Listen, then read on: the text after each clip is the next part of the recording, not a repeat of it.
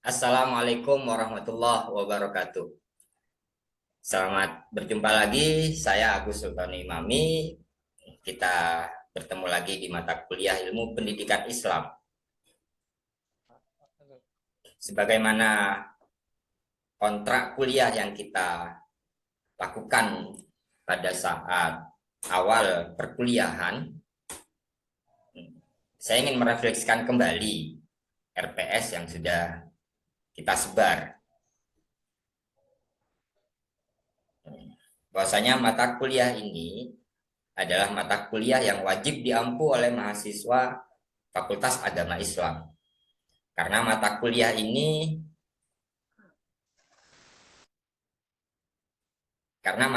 ini adalah ingin memberikan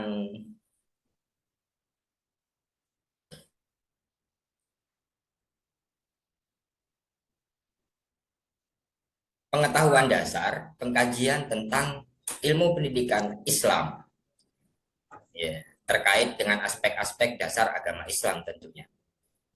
Mulai dari ibadah syariah, hukum, ajaran moral, dan tentunya sejarah sampai ke lembaga-lembaga pendidikan, baik itu sekolah ataupun di pondok pesantren. Awal mula marilah kita buka perkuliahan ini dengan pembacaan suratul Fatihah. Mudah-mudahan apa yang kita pelajari bisa bermanfaat dan berbarokah di kemudian hari. Al-Fatihah.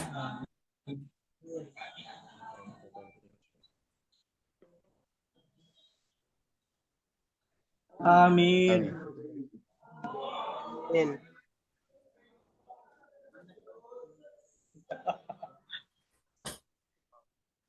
On cam.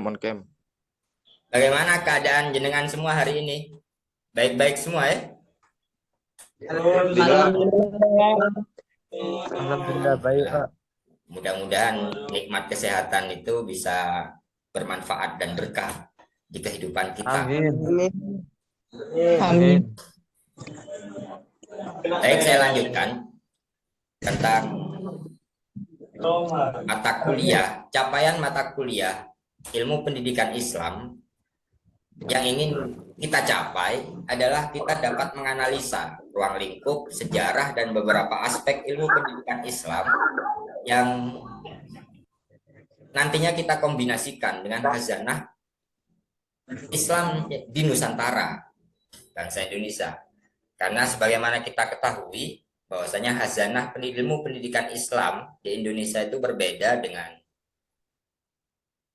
peradaban atau ilmu pendidikan Islam yang ada di Eropa ataupun di Timur Tengah. Kita sudah melaksanakan UTS kemarin,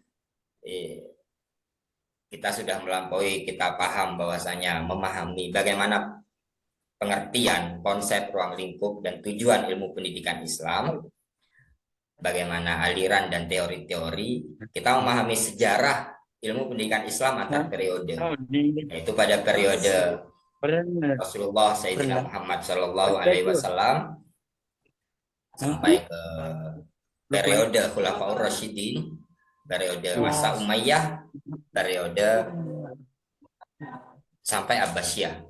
Bahkan kita juga sudah membahas tentang ilmu pendidikan Islam pada dinasti kecil, yaitu dinasti Fatimiyah, dinasti Buwaihi, Seljuk, sampai ke dinasti Mawalik. Pada pertemuan hari ini, perkuliahan hari ini, kita akan mencoba menganalisa perkembangan ilmu pendidikan Islam di Nusantara. Tentunya yang kita analisa adalah aspek-aspek ilmu pendidikan Islam, mulai aspek hukum, teologi, tasawuf, dan ilmu filsafat. Setelah kita memahami tentang ilmu pendidikan Islam yang sesuai dengan khazanah Nusantara, khazanah bangsa Indonesia, kita akan mencoba menemukan dan merancang strategi belajar inovatif tentang model, metode, dan strategi belajar ilmu pendidikan Islam yang sesuai dengan karakter lingkungan kita, utamanya di sekolah dan pondok pesantren. Pada hari ini kita akan membahas tentang pembaharuan atau perkembangan ilmu pendidikan Islam di Nusantara. Jadi kita lihat lagi di RPS ada di topik bahasan nomor 13. Selanjutnya kita akan sampai ke 14, 15. Tugas yang kita berikan di e-learning menjadi tugas kelompok dan individu. Bagaimana mahasiswa dapat merancang strategi dan teknik pembelajaran ilmu pendidikan Islam di pondok pesantren. Indikator yang akan kita capai di sub CPMK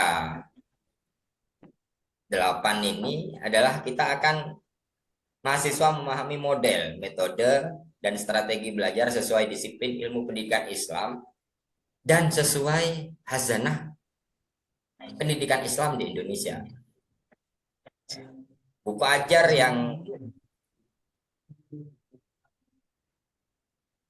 ajar yang wajib diketahui sebagaimana yang sudah saya share di e-learning, bahwasanya kita menggunakan buku textbook yang dari Dirjen Pendidikan Islam yang sudah kita bahas di mulai modul 8, mulai dari masa ke masa.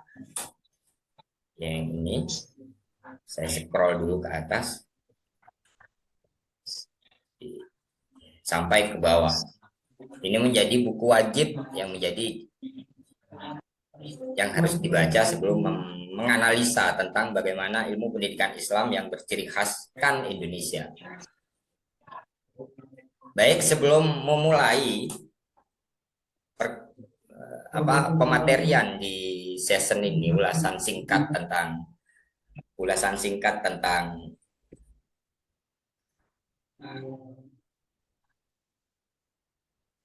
materi bagaimana menganalisa ilmu pendidikan Islam yang berbasis negara Indonesia atau yang berhazanah negara Indonesia.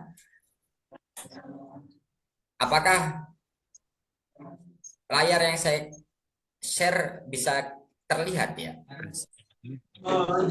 Bisa Pak, bisa. Bisa ya. Nanti jika ada pertanyaan dilangsungkan saja. Jika ada komentar silahkan mengacungkan tangan dan meng-on-kan speaker. Kita akan lebih mengutamakan interaksi di pertemuan ini. Karena sifatnya analisa, tidak lagi pemahaman delivery. Baik, pada pertemuan ini saya akan menjelaskan tentang perkembangan ilmu pendidikan Islam di Nusantara. Capaian pembelajaran yang ingin kita raih dalam pertemuan ini adalah kita bisa menganalisa sejarah perkembangan ilmu pendidikan Islam di Nusantara. Beberapa poin indikator yang akan kita bahas adalah pengertian dan ruang lingkup pendidikan Islam. Sudah kita bahas kemarin. Lantas penetapan pendekatan dan metodologis, pengujian keabsahan kesimpulan, sampai kita menemukan akumulasi pengkajian atau bangunan ilmu pendidikan Islam. Ini hanya sebagai refleksi saja bahwasanya bagaimana pendekatan dan bidang ilmu pendidikan Islam bisa telah kita diskusikan pada pertemuan selanjutnya, pertemuan sebelumnya, dan sekarang kita akan mencoba mengkombinasikan pada hazanah Islam Nusantara. Sama kode kehormatan. Itu. Terus. Baik, saya lanjutkan.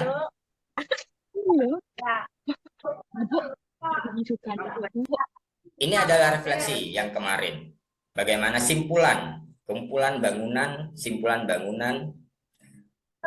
bagaimana perkembangan ilmu pendidikan Islam di Timur Tengah atau di Eropa. Yang mana puncak peradaban Muslim, Bait al-Hikmah, orang Islam itu menciptakan halakoh, majelis, kedai buku, salon sastra, dan perpustakaan yang menjadi ujung tombak cendekiawan Muslim saat itu. Sampai terbentuknya Nizamul Mulk, Madrasah Nizamiyah pada masa Abbasiyah. Kita tahu bahwasanya pada saat masa kejayaan Islam itu kita mempunyai banyak tokoh yang sampai sekarang hazanah keilmuannya masih dipakai. Seperti Ibnu Khaldun, Ibnu Sina, Al-Farabi, Al-Khwarizm, dan lain sebagainya. Pada masa kejayaan Islam inilah ilmu pendidikan Islam berkembang lebih pesat. Bagaimana yang awalnya ilmu pendidikan Islam itu hanya dilembagakan secara informal ataupun non formal, lantas menjadi lembaga pendidikan yang formal dan termanajemen dengan baik. Sehingga bahkan di sejarah itu ilmu pendidikan Islam kita itu menjadi petronas antara ulama dan penguasa. Bagaimana penguasa itu ingin melanggengkan kebijakan-kebijakannya dengan menggunakan jasa-jasa ulama. Nah, ini adalah refleksi pada saat perkembangan ilmu pendidikan Islam di Timur Tengah. Ini yang menjadi pembahasan kita hari ini. Dan untuk selanjutnya sampai mahasiswa dengan bisa merancang atau mengkombinasikan, menemukan strategi belajar ilmu pendidikan Islam yang sesuai dengan hazanah lingkungan masing-masing.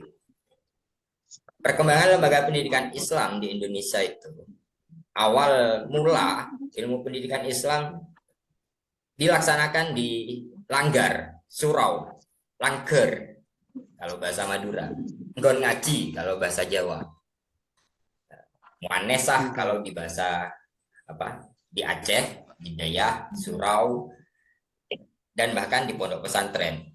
Pertanyaannya tadi jawab apa, Pak? Oke, baik, saya lanjutkan. Ini perkuliahan hari ini kita lebih khusus ke perkembangan pendidikan agama Islam yang ada di Nusantara. Bahwasanya lembaga awal pendidikan Islam di Indonesia itu adalah Langgar, Surau, atau pondok pesantren.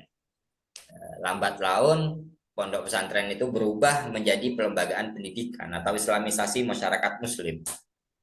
Mbah Maimun itu dawuh bahwasanya Islam di Indonesia itu berkembang sebagaimana pohon padi yang ditanam satu yang tumbuh banyak sekali. Sampai di POM ada musola, ada langgar, setiap rumah kalau di Madura, di Tapal Kuda ada surau, ada musola. Bahkan pondok pesantren menjamur di seluruh pelosok desa dan di kota. Namun yang terjadi, yang awalnya pondok pesantren itu hanya membahas tentang kitab kuning, berselang waktu pondok pesantren tidak lagi hanya membahas atau mengkaji kitab kuning, tapi ada pelembagaan formal, baik madrasah, bahkan perguruan tinggi. Sebagaimana yang kita ketahui di kampus kita, mulai dari Fakultas Dakwah sampai ke universitas hari ini.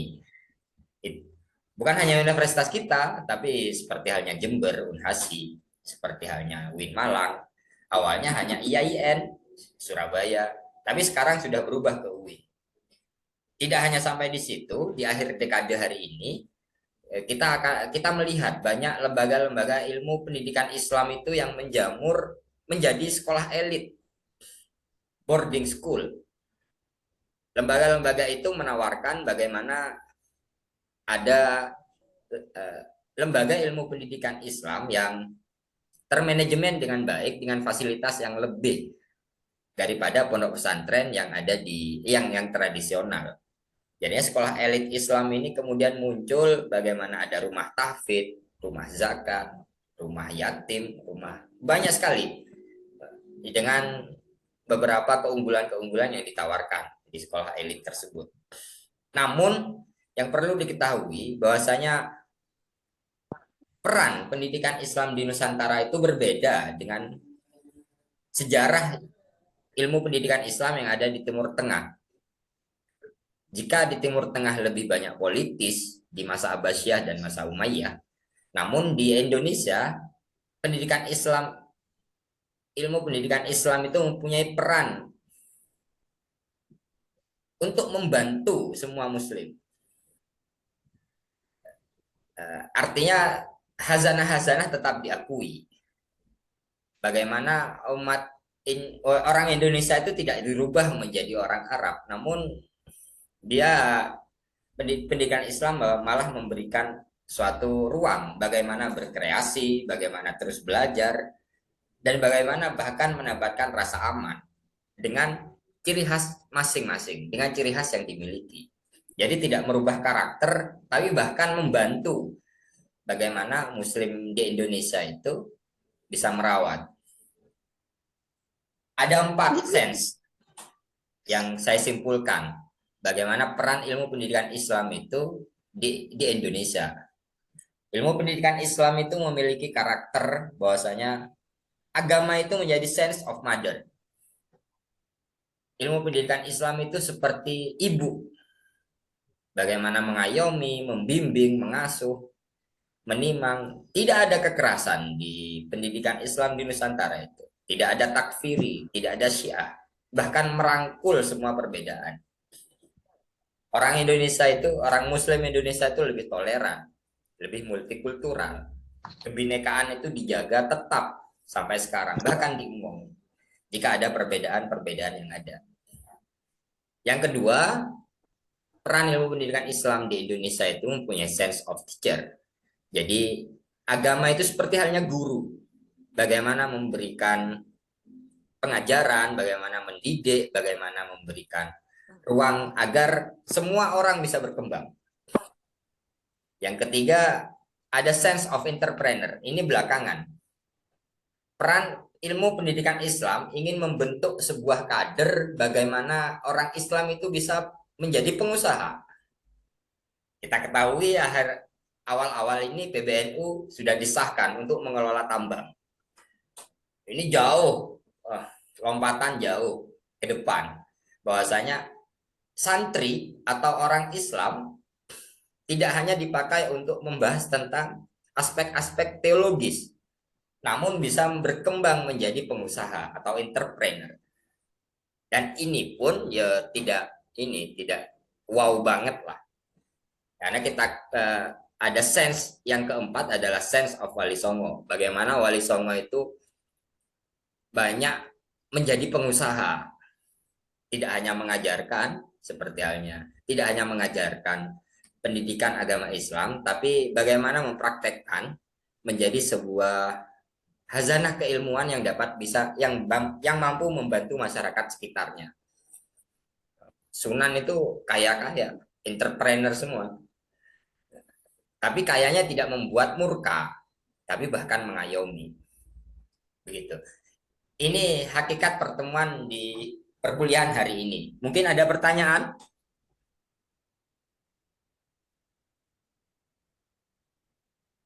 Khalilur Rahman, ada yang mau ditanyakan?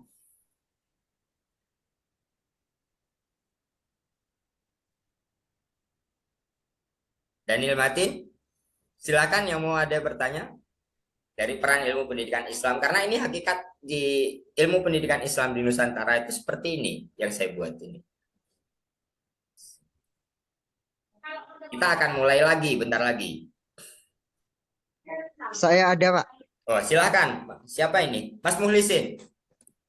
Ya, saya Muhammad Mulisin. Saya Apa mau tanya Muhlisin? tentang Apa yang Muhlisin? saya mau tanya tentang yang sense of teacher. Kan itu di Indonesia itu merangkul ya, Pak. Merangkul. Semua perbedaan. Iya. Ya. Nah, tapi dengan adanya merangkul itu kan ada pandangan-pandangan yang radikal sama liberal. Nah, bagi kita itu cara menyikapinya itu gimana ya, Pak? Dengan adanya hal itu. Baik, pertanyaan yang bagus sekali Mas Muhlisin. Baru-baru ini Indonesia juga diserang beberapa aliran-aliran radikal. Bahkan dari bom Bali, bom di Malang, dari bom Jakarta. Banyak sekali aliran-aliran yang menggunakan hazanah keislaman, bahwasanya takfiri dan boleh dihukum mati. Kita tidak pernah kenal, pendidikan Islam di Indonesia itu tidak pernah kenal dengan Islam yang radikal, Islam yang tidak merangkul perbedaan. Inilah peran bagaimana ilmu pendidikan Islam itu harus diketahui oleh mahasiswa. Bahwasanya peran ilmu pendidikan Islam itu harus bisa merangkul. Kejadian yang seperti bom Bali atau radikalisme yang lain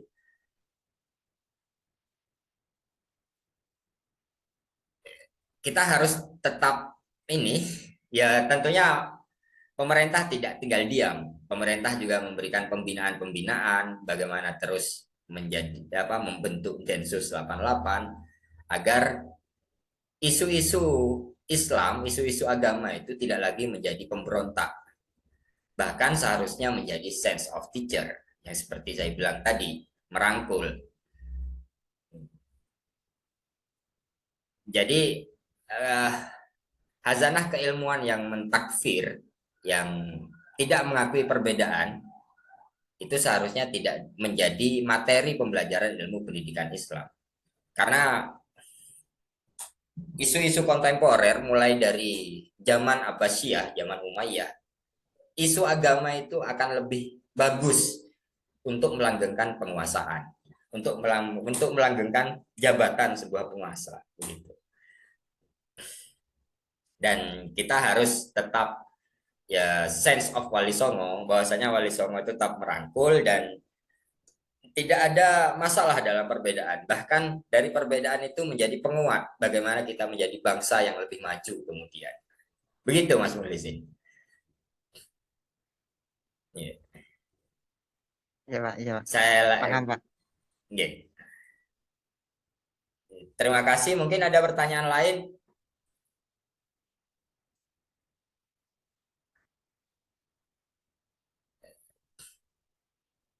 Ini formasi strategi pembelajaran yang seharusnya dilakukan oleh ilmu pendidikan agama Islam.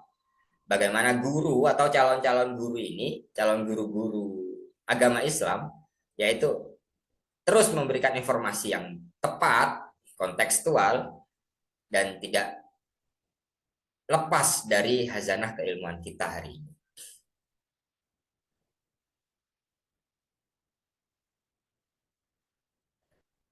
Paradigma pengajian ilmu pendidikan Islam di Indonesia itu walaupun sudah bersentuhan dengan dirosah Islamnya, Islamic Studies ataupun sains Islam, kita tetap harus menunjukkan daya tarik yang tulus, yaitu informasi. Kita menginformasikan. Santri itu harus menginformasikan, mengedukasi, mengentertain. Tidak boleh menakut-nakuti ilmu pendidikan Islam itu. Bahwasanya kita butuh orang yang terhibur. Islam berkembang saja itu sudah rahmat. Itu sudah baik dan harus kita syukuri. Apalagi nanti kita akan bisa mewarnai culture di lingkungan kita masing-masing. Karena masyarakat itu butuh pencerahan bagaimana dengan ilmu pendidikan Islam mereka tidak lagi takut, bahkan dia merasa aman dan merasa terangkul, begitu. Materi yang terakhir, sebagaimana pondok pesantren kita, pondok pesantren Nurul Jadid, mempunyai trilogi dan panca kesadaran santri yang meletakkan santri-santrinya tidak hanya dicetak menjadi kiai, tapi harus berijtimai, harus sadar dengan hukumi wasyabi. Bahkan Ki Zaini Mun'im sebagai pendiri pondok pesantren meletakkan bahwasanya santri Nurul Jadid itu punya kesadaran dalam berorganisasi.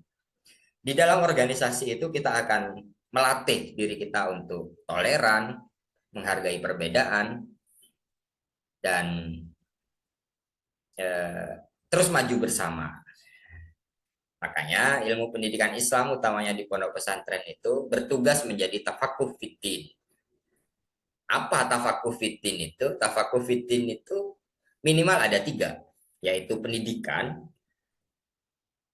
pengabdian pada masyarakat, dan pengkaderan. Sebagaimana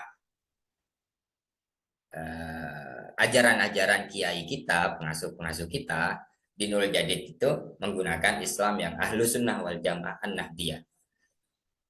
Bahwasanya agama Islam kita itu, ilmu pendidikan Islam yang ada di Pondok Pesantren Nurul Jadid itu ingin mengembangkan attitude, skill, partisipasi santrinya, dia mempunyai awareness, knowledge, dan bagaimana santri menjadi partner kemudian. Tidak menjadi objek, namun menjadi subjek. Jadi santri di Nurul Jadid tidak hanya dicetak jadi kiai, yang penting santri itu dicetak agar mempunyai kebermanfaatan pada masyarakat sekitarnya. Begitu.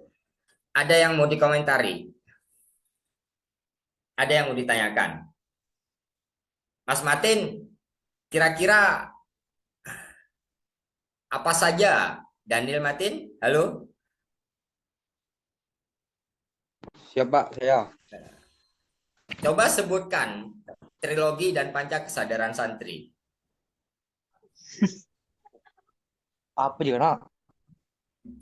Ada berapa trilogi itu? 3. Enggak tahu saya, Pak. Ya, oke, 3. Silahkan dilanjut. Trilogi santri ada 3. Satu, silahkan Muhammad Ilyas. Atau siapa? 3. Ya, oke. Tafakuh. Al-ihtimam. Ini seperti halnya layar yang saya share. Al-ihtimam.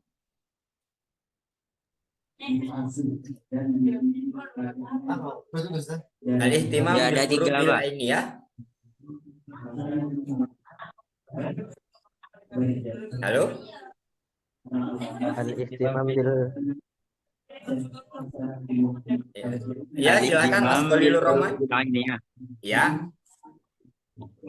Memperhatikan kewajiban fardu ain, Pak. berdoa ya. Yang pertama.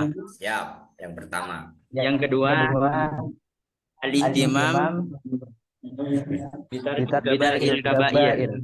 Kil kabair. Mawas diri dengan meninggalkan dosa-dosa besar, Pak. Mawas diri dan untuk meninggalkan desa-desa besar. Ya. Yang ketiga, Husnul adab ma'allah wa ma'al khalqi, Pak. ya, husnul adab ma'allah wa ma'al khalqi. Jadi banyak sekali tuntunan kiai kita itu bagaimana harus bertoleran dengan sesama, tidak hanya urusan dengan Allah sebagai Tuhan, namun kita harus bersinggungan bersama dengan manusia yang lain, bahkan bermasyarakat. Begitu saya akhiri perkuliahan ini. Mudah-mudahan ada berkah. Pesan. Amin. Silahkan tugas ditulis itu trilogi dan panca kesadaran santri, lantas tulisannya dikumpulkan secara luring saja. Tulisannya biar bagus. Berikut obah nanging orawah. Dari saya